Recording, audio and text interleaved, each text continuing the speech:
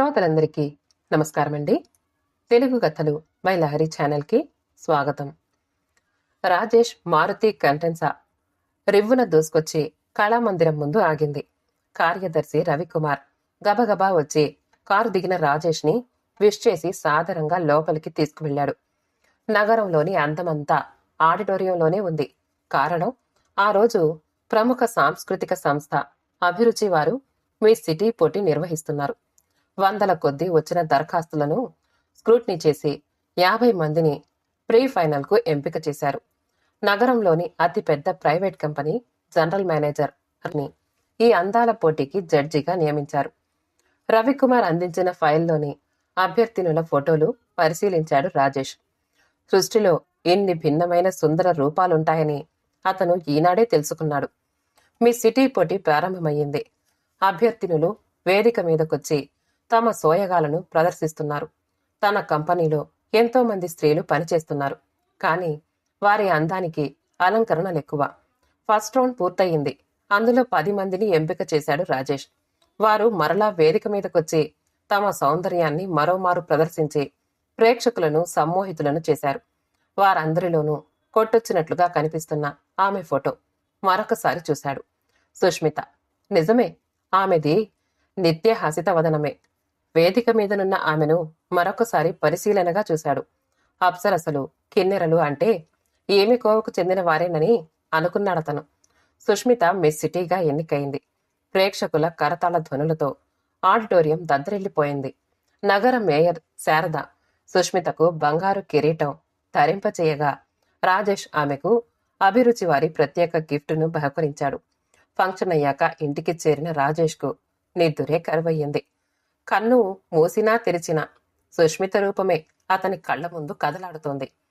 క్షీరసాగర మథనం నాటి జగన్ మోహినిలా ఒకసారి, హరిత వస్త్రధారిణి అయిన అలవోకగా నడిచి వస్తున్న వన కన్యల మరి ఒకసారి, పొలాన్నున్న నాయుడు బావకు భోజనం పట్టుకెళుతున్న ఎంకిల, విశ్వనాథుని కిన్నెరసానిలా, ప్రవరాఖ్యుని కథలో వరుదినిలా భిన్న భిన్న రూపాల్లో ఆమె అతనికి కనిపిస్తూ అతన్ని వివసుణ్ణి చేస్తోంది. ఆమె రూపం. అందగత్తెలుంటారు, నిజమే. ఒకసారి చూశాకే మళ్ళీ మరొకసారి చూడాలి అనిపిస్తుంది. కాని సుష్మిత రూపం అలా కాదే. అందానికి నిర్వచనమే ఆమె అన్నట్లుగా ఉంది ఆమె రూపం. వెన్నెల జల్లులాంటి ఆమె చిరునవ్వు అతన్ని బాగా ఆకట్టుకుంది. ఎన్నో రోజుల శ్రమించి ఒక రాజ్యాన్ని జయించిన విజయం కంటే సూటిగా ఆమె చిరునవ్వును పొందగలిగిన వాడే వీరుడు, ధీరుడు, అదృష్టవంతుడు. మర్నాడు ఉదయమే అభిరుచి కార్యదర్శి రవికుమార్కి ఫోన్ చేసి సుష్మిత వివరాలు తెలుసుకున్నాడు. ఎగ్జిక్యూటివ్ ఇంజనీర్ గోపాలరావు గారి ఏకైక కుమార్తె. ఎంఏ ఫైనల్ ఇయర్ చదువుతోంది. చదువుతో పాటు సంగీతంలో కూడా ఎన్నో బహుమతులు పొందింది. తన ఫ్రెండ్ సుధీర్ని అర్జెంటుగా రమ్మని ఫోన్ చేశాడు. 10 నిమిషాల్లో సుధీర్ రాజేష్ ఇంటికొచ్చాడు. సుధీర్, నిన్న కళామందిరంలో జరిగిన అందాల పోటీకి జడ్జిగా వెళ్ళాను.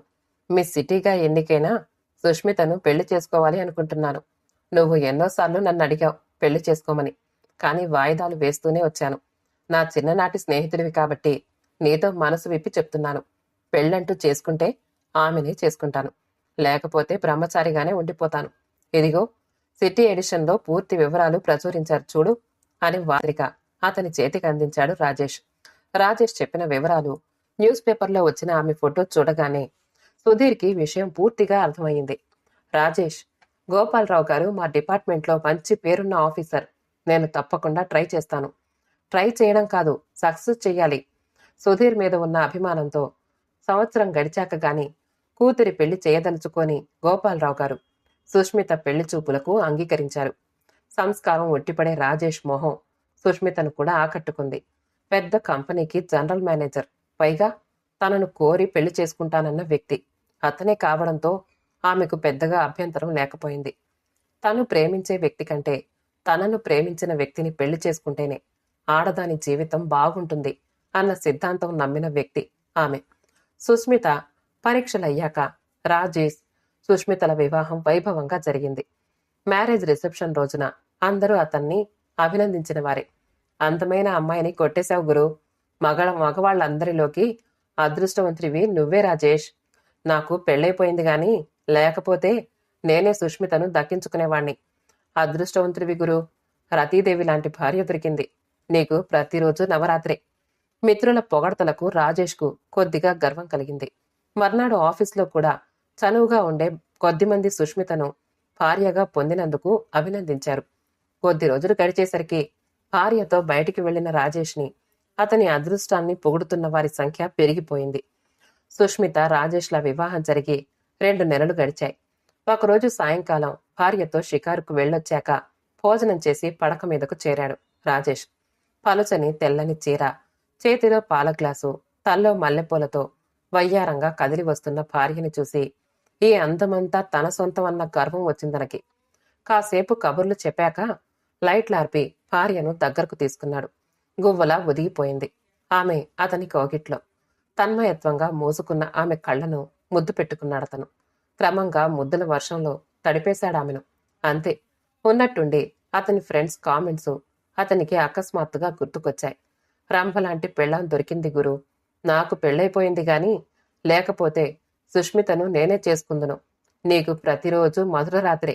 ఈ కామెంట్లతో పాటు అతని స్నేహితుల రూపాలు గుర్తుకు రావడమే కాక వారందరూ ఆమె పక్కన కూర్చుని ఆమెను ఆరాధిస్తున్నట్లుగా తోచింది. ఆ భావన రాగానే అతనిలోని ఆవేశం చప్పున చల్లారిపోయింది. కౌగిలిలోని భార్యని ఒక్కసారి వదిలేసి నిస్పృహగా దిండు మీద వాలిపోయాడు. ఎంతో పరవశంతో మధురమైన అనుభూతులను ఊహించుకుంటున్న సుష్మిత ఒక్కసారి నిరాశకు లోనయ్యింది. ఏమైంది? రాజేష్ ఎందుకిలా ప్రవర్తిస్తున్నాడు? తనను ఇష్టపడే చేసుకున్నాడు కదా. ఒకవేళ ఒంట్లో బాగుండలేదా? పరిపరి విధాల ఆలోచించిందామె. కాని తెగించి అతన్ని అడగలేకపోయిందామె. పొద్దుట్టే మళ్లీ చాలాగా ఉంటున్నాడు. రాత్రయ్యేసరికే మామూలే. ఆమెను దగ్గరకు తీసుకోవడం, ఏవేవో ఆలోచనలు రావడం, అవుట్ ఆఫ్ మూడ్గా మారిపోవడం. 15 రోజులు గడిచేసరికి భార్యాభర్తలిద్దరూ విపరీతమైన మానసిక ఒత్తిడికి లోనయ్యారు. ఒకరోజు సాయంకాలం రాజేష్ ఇంటికి వచ్చేసరికి సుష్మిత గుమ్మంలో నిలబడి ఉంది. ఆకాశం రంగు పట్టుచీర, మ్యాచింగ్ జాకెట్టుతో అసలే బంగారపు రంగులో ఉండే సుష్మిత ఆ డ్రస్సులో నీలాల సుందరిలా ముగ్ధ మోహనంగా ఉంది. కారు దిగి డోర్ వేసి ఆమె కేసి ప్రేమగా చూసిన రాజేష్కి ఆమె తన కేసి కాకుండా రోడ్డు వైపు చూస్తున్నట్లు అనిపించింది అతనికి.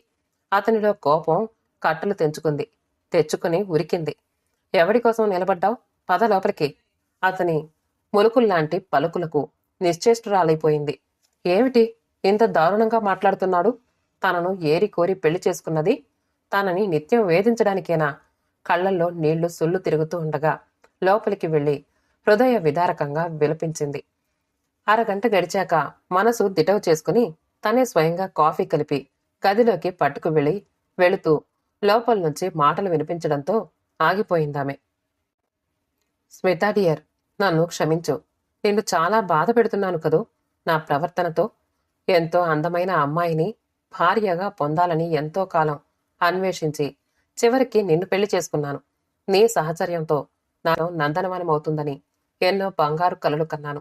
కాని నీ అందమే నా పాలిట శత్రువవుతుందని కల్లో కూడా ఊహించలేదు. ప్రతివాడు నీ అందాన్ని పొగుడుతూ ఉంటే నాలోని నరాలు ఉడికెత్తిపోతున్నాయి. వాళ్ళని ఏం చెయ్యలేక నా కోపాన్ని, అసహనాన్ని నీపై చూపిస్తున్నాను. క్షమించు స్మితా డియర్. సోఫాలో కూర్చుని పర్స్లోని సుష్మిత ఫోటో కేసి చూస్తూ ఆవేదనగా చెప్తున్నాడు రాజేష్. కిటికీలో నుంచి ఆ దృశ్యాన్ని చూసిన సుష్మిత హృదయం ద్రవించిపోయింది. చిచ్చి, తను ఎంత తప్పుగా అర్థం చేసుకుంది రాజేష్ని. తనని గాఢాతి గాఢంగా ప్రేమించిన వ్యక్తిని తప్పుగా అంచనా వేసుకుంది. నిజమే, అతను చెప్పింది నిజమే. తన అందం అతని పాలిటే కాదు, తన పాలిట కూడా శత్రువుగా మారింది. తాను అందంగా ఉండబట్టే కదా అందరూ తనని ప్రత్యేకంగా కాంక్షతో చూస్తున్నారు. తన ఈ అందమైన రూపాన్ని పోగొట్టుకుంటే తన భర్త తనకు చేరువవుతాడేమో. నిజమే, తను సాధారణమైన స్త్రీగా ఉంటే తన మీద కామెంట్లు ఉండవు. తనని ఎవ్వరూ విలక్షణంగానూ చూడరు. తన ఒంటి మీద గాయం చేసుకుంటే గాయం త్వరగా మానిపోతుంది. ఒంటి మీద వాతలు పెట్టుకుంటే సరి. వాతలు ఎన్ని చోట్లని తన రూపాన్ని చాలా వికారంగా మార్చుకోవాలంటే మొహం మీద యాసిడ్ పోసుకుంటే సరి. అమ్మో, యాసిడ్ బాధకు తట్టుకోలేక తన ప్రాణం పోతే తన ఆశలు తీరకుండానే చనిపోవడం వలన సాధించింది ఏముంటుంది? కొద్దిగా కిరసనాయిలు ఒంటి మీద పోసుకుని నిప్పంటించుకుంటే సరి. కరెక్ట్. ఒళ్ళు కాలిన వ్యక్తిని చూస్తే ఎవరికైనా జాలేస్తుంది, కాంక్ష కూడా కలగదు. ఒకవేళ తను ప్రమాదవశాత్తు మరణిస్తే రాజేష్ తనని కిరసనాయిలు పోసి అంటించేశాడని అతన్ని పోలీసులు శిక్షిస్తారు. దీనికి మార్గం ఏమిటి? తను ఇష్టపూర్వకంగానే ఈ ప్రమాదాన్ని ఎదుర్కొంటున్నట్లుగా తన డైరీలో రాసుకోవాలి. అప్పుడు జరగనానిది జరిగితే రాజేష్కి ప్రమాదం ఉండదు. తన ప్లాన్ అంతా డైరీలో రాసుకుంది. నిద్ర రాకపోవడంతో స్లీపింగ్ పిల్ వేసుకుందామే. సుష్మితను అనరాని మాటలన్నందుకు బాధపడుతూ డ్రాయింగ్ రూంలో సోఫాలోనే నిద్రపోయాడు రాజేష్. చెల్లెలి కాపురం చూద్దామని వచ్చిన సునీల్ బావగారు సోఫాలోనే నిద్రించడం చూసి ఆశ్చర్యపోయాడు. లోపలికి వెళ్లి చూస్తే టేబుల్ ల్యాంప్ వెలుగులో తెరిచి ఉన్న డైరీ కనిపించింది. సుష్మిత నిద్రపోతోంది. తప్పని తెలిసిన భార్యాభర్తల మధ్య విభేదాలు డైరీ ద్వారా తెలుస్తాయని డైరీ చదివిన సునీల్ నిర్ఘాంతపోయాడు. ఎంత దారుణమైన ఆలోచనలో ఉంది సుష్మిత. సరిగ్గా సమయానికి తను రాబట్టి గాని లేకపోతే ఎంత ఘోరం జరిగిపోయేది. తీవ్రంగా 5 నిమిషాలు ఆలోచించిన సునీల్కి ఒక మెరుపులాంటి ఆలోచన వచ్చింది. నెమ్మదిగా చెల్లాయిని నిద్రలేపాడు. అన్నగారిని చూడగానే ఆమె హృదయం గట్టు తెగిన గోదావరిలా మారింది. చెల్లాయిని సముదాయించి భయం లేదు, నేనున్నాను అని అభయమిచ్చాడు సునీల్. మర్నాడు సాయంత్రం సుష్మిత పుట్టినరోజు. పార్టీ చాలా ఆడంబరంగా జరిగింది. సిటీలోని బిజినెస్ మ్యాగ్నెట్లు, డాక్టర్లు, లాయర్లు, హై క్లాస్ సొసైటీ అంతా బర్త్డే పార్టీలో పాల్గొన్నారు. డాక్టర్ శ్రీనివాసరావు గారి భార్య సరస్వతి పాడిన లలిత గీతాలు అందరినీ అలరించాయి. సుష్మిత ఫ్రెండ్స్ ఎక్కువ మంది ఈ పార్టీలో కనిపించడం రాజేష్కి కొత్తగా కనిపించింది.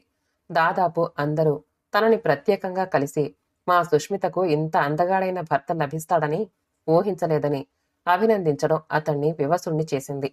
పార్టీ ముగియగానే సునీల్ అర్జెంటు పనుందని వెళ్లిపోయాడు. చాలా కాలానికి భార్యాభర్తలిద్దరూ ఆనందంగా ఆ రోజు గడిపారు. 10 రోజులు గడిచాక సుష్మిత ఫ్రెండ్ బంగారమ్మ ఇంట్లో జరిగిన ఆర్ట్ ఎగ్జిబిషన్కి సతీ సమేతంగా వెళ్లాడు రాజేష్. బంగారమ్మ భర్త సూర్యనారాయణరాజు సిటీలో లీడింగ్ డాక్టర్. బంగారమ్మ వేసిన పెయింటింగ్స్ అతిథుల్ని బాగా ఆకట్టుకున్నాయి. కృష్ణుని వేణుగానానికి పరవశిస్తున్న గోపికలు అలమందలు ఉన్న చిత్రం, గుజరాత్ భూకంప బీభత్సం, తాండవ గణపతి చిత్రాలు ఎగ్జిబిషన్కి హైలైట్గా నిలిచాయి. ఇక్కడ కూడా సుష్మిత ఫ్రెండ్స్ రాజేష్ని కలిసి చాలా ఆత్మీయంగా మాట్లాడి అతని డ్రెస్ సెలక్షన్ని పొగిడి మరీ వెళ్లారు. కృత్రిమత్వం లేని ఆ వాతావరణం అందరికీ నచ్చింది. మగవాళ్లు కబుర్లు చెప్పుకుంటూ ఉంటే ఆడవాళ్లు మేడపై ఉన్న మల్లెలన్నీ కోసి రాశిగా పోశారు. నేను డాక్టర్ని, నేను లాయర్ని, నేను కమిషనర్ భార్యని, నేను రెవెన్యూ అధికారిని అన్న భావనను విడిచి అందరూ సయోధ్యగా చాపపై కూర్చుని మల్లెల్ని మాలలుగా కట్టారు. డిన్నర్లో ఐటమ్స్ జున్ను, బొబ్బట్లు, అరిసెలు అందరికీ నచ్చాయి. మర్నాడు రాజేష్ ఫ్రెండ్స్ లంచ్ అవర్లో అతన్ని కలిశారు. ఏంటి గురు, ఈ మధ్య మా మీద సీతకన్నే వేశావు? గోపాలకృష్ణునిలా లేడీస్ పార్టీలకే వెళ్తున్నావు? అప్సరస లాంటి భార్య ఉండగా మనవాడికి లోటేంటి? ఏం గురు? ఏది ఏమైనా నువ్వు చెల్లాయి అలా జంటగా వెళుతూ ఉంటే చూడ్డానికి 2 కళ్ళు చాలడం లేదు రోజు. ఫ్రెండ్స్ ఎన్ని రకాలుగా కామెంట్స్ చేసినా రాజేష్ చిరునవ్వే వారికి సమాధానమైంది. ఒకరోజు ఇంటికి వెళ్లేసరికి సుష్మిత మరొక ఆవిడతో మాట్లాడుతూ కనిపించింది. ఏమండి, వీరు భారతీదేవి, సునీల్ అన్నయ్య ఫ్రెండు మోహన్ కృష్ణ గారి మిసెస్, పరిచయం చేసింది సుష్మిత. నమస్తే, చేతులు జోడించాడు రాజేష్. నమస్తే అంది భారతీదేవి. మీరు మాట్లాడుతూ ఉండండి, నేను కాఫీ పట్టుకొస్తాను అని కిచెన్లోకి వెళ్ళింది సుష్మిత. రాజేష్ బిజినెస్ గురించి, tehelka.com గురించి, జయలలిత కేసుల గురించి, అమెరికా నుండి తిరిగొస్తున్న భారతీయుల గురించి, సాఫ్ట్వేర్ రంగం గురించి భారతీదేవి ఏం అడిగినా ధారాళంగా రీజనింగ్గా రాజేష్ చెప్పిన సమాధానాలు ఆవిడ్ని ఆకట్టుకున్నాయి. ఆ ఒక్క విషయం తప్పించి అతను ఓ మూవింగ్ జీకే లైబ్రరీలా ఆమెకు స్ఫురించాడు. ఈలోగా సుష్మిత కాఫీలు తీసుకొచ్చింది. రాజేష్ కాఫీ తాగే స్టైల్ కూడా ఆవిడ్ని ఆకర్షించింది. ఆ విషయమే రాజేష్తో అంటే థ్యాంక్స్ అని లోపలికి వెళ్లిపోయాడు. భారతీదేవిని సాగనంపడానికి గేటు వరకు వచ్చింది సుష్మిత. ఏమ్మా, ఇప్పుడెలా ఉంటున్నాడు నీతో రాజేష్ అని ప్రశ్నించింది భారతీదేవి. మా పెళ్లైన తొలి రోజుల్లో ఎలా ఉండేవారో అంత ప్రేమగానూ ఉంటున్నారు. మీ సహాయం నేను మర్చిపోలేను. సుష్మిత, మీ వారికి ఉన్న కాంప్లెక్స్ సునీల్ చెప్పగానే నేను బాగా ఆలోచించాను. మీ వారిలో చిన్నపిల్లవాడి మనస్తత్వం బాగా ఎక్కువగా ఉంది అనిపించింది. ఒక పిల్లాడికి ఒక బొమ్మ ఉందనుకుందాం. దాన్ని మిగతా పిల్లలు మెచ్చుకుంటే గర్వపడతాడు. ఒక్కోసారి చూసిస్తామంటే స్నేహితుడికి ఇవ్వడు. ఎవరైనా బొమ్మకేసి ఎక్కువసేపు చూసినా భరించలేడు. వాడితో దెబ్బలాటకు సిద్ధమవుతాడు. ఆ బొమ్మకేసి ఎందుకు అంతసేపు చూస్తున్నావు అని. ఎందుకంటే ఆ బొమ్మను తన నుండి వాళ్ళు లాక్కుపోతారేమోనన్న భయం. కానీ ఆ బొమ్మను ప్రతిరోజు తనతో పాటు తీసుకొస్తాడు ఆడుకోవడానికి. స్నేహితులందరూ ఆ బొమ్మ తనకే సొంతమైనందుకు ఈర్ష్యపడాలని. ఇదే కాంప్లెక్స్ మేవారిలోనూ పెరిగి పెద్దదయ్యింది. అయితే రాజేష్ మరీ సెన్సిటివ్ అవ్వడం వలన, ప్రతి మాట అతని మెదడుపై పనిచేయడం వలన నిన్ను చూడగానే తన స్నేహితుల మాటలు గుర్తుకొచ్చి నిన్ను అనురాగంగా ఆదరించలేకపోయేవాడు. అయితే ప్రతి పురుషుడికి సహజంగా ఉండే సుపీరియారిటీ కాంప్లెక్స్ రాజేష్లో ఎక్కువగా ఉండడం మనకి ఎంతో ఉపయోగపడింది. అవును మేడం, మీరిచ్చిన సలహాతోనే ఈ పార్టీలు అరేంజ్ చేసి వారిలో చక్కని మార్పును తేగలిగాను. ఈ జన్మలో మీ మేలు మరువలేను అంటూ భారతీదేవి చేతులు తీసుకుని కళ్ళకద్దుకుంది సుష్మిత. పిచ్చిపిల్ల, ఎక్కువగా ఆలోచించకు, you are lucky, God bless you అంటూ ఆమె భుజం మీద ఆప్యాయంగా తట్టి ఫియట్ ఎక్కి ఇంటికి వెళ్ళిపోయింది సైకాట్రిస్ట్ భారతీదేవి. తన వైవాహిక జీవన సుడిగుండాల బారిన పడకుండా కాపాడి తనకు ఆనందాన్ని, అందమైన భవిష్యత్తును ప్రసాదించిన ఆ దేవత వెళ్లిన వైపే ఆరాధనగా చూస్తూ చేతులు జోడించి నమస్కరించింది సుష్మిత. శుభం. కథ సమాప్తమండి. కథ నచ్చితే లైక్ చేయండి, షేర్ చేయండి, కామెంట్ చేయండి. మా ఛానల్ తెలుగు కథలు బై లహరిని సబ్స్క్రైబ్ చేసుకోండి. ఆల్ అనే బెల్ బటన్ని నొక్కండి. మళ్ళీ కలుద్దాం ఇంకో మంచి కథతో.